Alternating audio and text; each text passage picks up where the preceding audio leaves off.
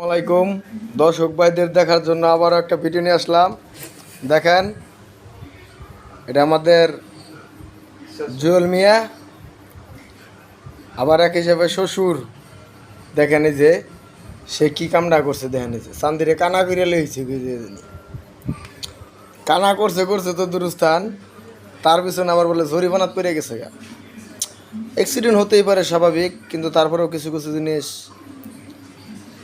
সতর্কভাবে কাজ করার প্রয়োজন। পোলাফান নিয়ে কাজ করাটা ঠিক না। আপনারা কেউ পোলাফান নিয়ে বাসা বাড়ি কাজ যাবতীয়গুলি কাজ করবেন না।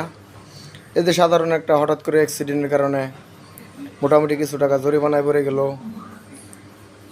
এটা আপনারাও হতে পারে। তার জন্য সতর্কভাবে বড় মানুষ নিয়ে কাজ করবেন, পোলাফান নিয়ে কাজ করবেন না। হ্যাঁ, পোলাফান নিয়ে কাজ করবেন, যেটা পোলাফানে পারবো সেটা দিবেন, সব কাজ পোলাফানের কাছে দিবেন না। আমার ভিডিওটা ভালো লাগলে লাইক কমেন্ট শেয়ার করেন। আসসালামু আলাইকুম।